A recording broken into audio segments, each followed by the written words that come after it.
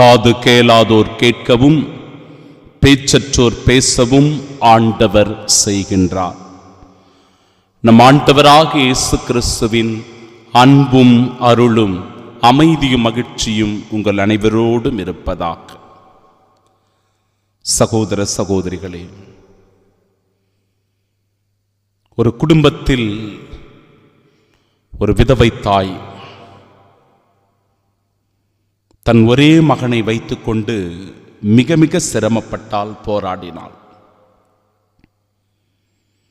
அவனுக்கு திருமண தடை இருந்தது.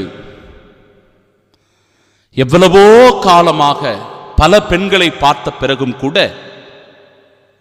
எதுவுமே சரிபட்டு வரல. ஏதோ ஒரு சூழ்நிலையில் அது அறுத்துக்கிட்டு போயிடுது. அவனுக்கோ வயது 40 நெருங்கிவிட்டது. மிகுந்த வருத்தம், வேதனை இந்த தாய்க்கு. என் மகனை நான் இப்படியே விட்டுவிட்டு இறந்து போய்விடுவேனோ என்கிற கவலை அதிகரிக்க தொடங்கியது. விசுவாசமுள்ள ஒரு தாய், ஆலயத்திற்கு தவறாமல் வருகிறவர், மரியாயின் சேனையில் கூட அவர் இணைந்து பணியாற்றிக் கொண்டிருக்கிறார். ஆனாலும் அவருடைய குடும்பத்தில் இப்படிப்பட்ட ஒரு சோதனை, ஒரு நெருக்கடி. அந்த பையனும் ஒரு நல்ல பையன்தான். ஆனால் ஏன் இந்த தடை? எதற்காக இந்த தடை அவனுடைய வாழ்க்கையில்? பிரியமானவர்களே, பல நிலைகளில் இப்படிதான் நமக்கும் கூட தடைகள் வந்திருக்கும். செய்ய முடியாத ஒரு தடை, அனுபவிக்க முடியாத ஒரு தடை நம் வாழ்க்கையில் கூட கதவை அடைத்திருக்கின்ற சூழ்நிலைகள் வந்திருக்கும். ஆண்டவர் இந்த நாளில் சொல்லுகிறார், திறக்கப்படு, எப்பத்தா என்று சொல்லுகிறார். அந்த காது கேளாதவர்கள், வாய் பேசாதவர்கள், அவர்களுடைய காது திறக்கப்படுகிறது, நன்றாக கேட்கிறது. நாவு கட்டவிழ்கிறது, நன்றாக பேசுகிறார்கள், திறக்கப்பட்டது. இயேசுவினுடைய வல்லமை இந்த மகனும் கூட பெற்றுக்கொள்வதற்காக அருகில் இருக்கின்ற ஒரு தியான மடத்திற்கு அந்த மகனை நான் அனுப்பி வைத்தேன். தாயும் மகனும் தயவு செய்து அந்த தியான மடத்திற்கு நீங்கள் செல்லுங்கள். 3 நாட்கள் அங்கேயே தங்கியிருங்கள். இறைவனிடத்தில் உங்கள் மகனை ஒப்புக்கொடு. மகனே, உன் வாழ்க்கையை ஒப்புக்கொடு. உனக்கு எந்த தடைகள் இருக்கிறது? எது உன்னை கட்டி வைத்திருக்கிறது? எது உன் வாழ்க்கையில் இறுக்கத்தை கொண்டு வந்திருக்கிறது?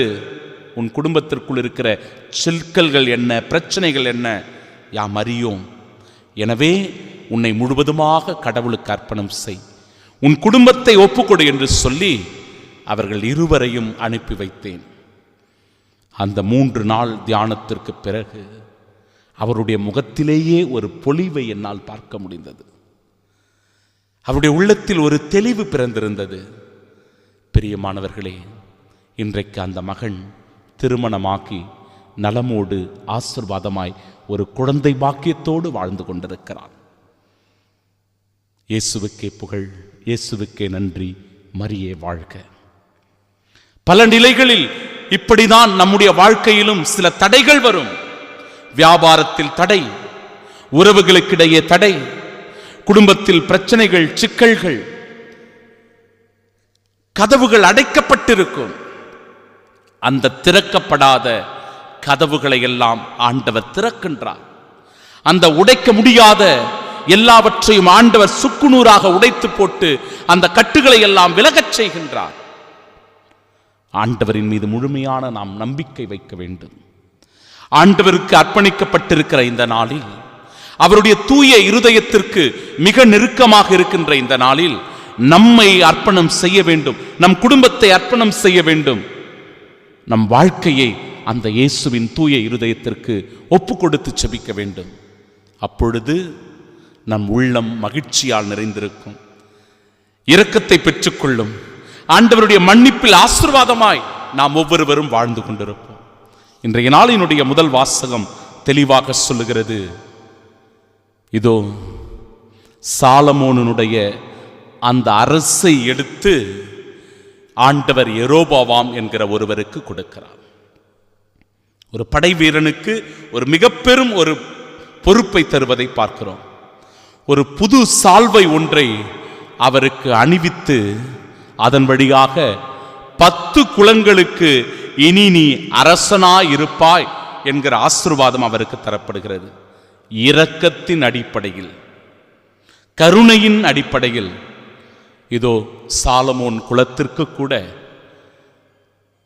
ஒரு பொறுப்பும் தரப்படுவதை பார்க்கிறோம். சகோதர சகோதரிகளே, சில நேரங்களில் நமக்கு இருக்கின்ற அந்த அருள் ஆசீர்வாதத்தை கூட நாம் இப்படிதான் இழந்து விடுகிறோம். சில தடைகள் நம்முடைய வாழ்க்கையில் வந்து விடுகிறது. அந்த தடைகளை நாம் உடைக்க வேண்டும், அந்த தடைகளிலிருந்து நாம் மீண்டு வர வேண்டும் என்றால் இயேசுவின் இதயத்திற்கு நம்மை முழுமையாக ஒப்புக் கொடுப்பது அவசியம். இந்த நாளினுடைய நற்செய்தி வாசகத்தில் நாம் பார்க்கிறோம், காது கேளாத ஒருவர், வாய் திக்கி பேசுகின்ற ஒருவர், ஆண்டவர் அவரை சுகப்படுத்துவதை பார்க்கிறோம், குணமாக்குவதை பார்க்கிறோம். இந்த நாளிலும் நாம் எந்த காரியத்திற்காக செபிக்க போகிறோம், எதிலிருந்து நாம் சுகம் பெற போகிறோம், எதிலிருந்து நமக்கு விடுதலை வேண்டும், எந்த கதவுகள் திறக்கப்பட வேண்டும், எந்த கதவுகள் உடைக்கப்பட வேண்டும் என்று சொல்லி ஆண்டவரிடத்திலே நம்மை முழுமையாக ஒப்பு கொடுப்போம். ஆண்டவர் நிச்சயமாய் நமக்காக இந்த அற்புதத்தை, அதிசயத்தை செய்வார். அதன் வழியாக இயேசுவினுடைய சாட்சியாய் இந்த உலகத்தில் நாம் வாழ முடியும். ஆமென்.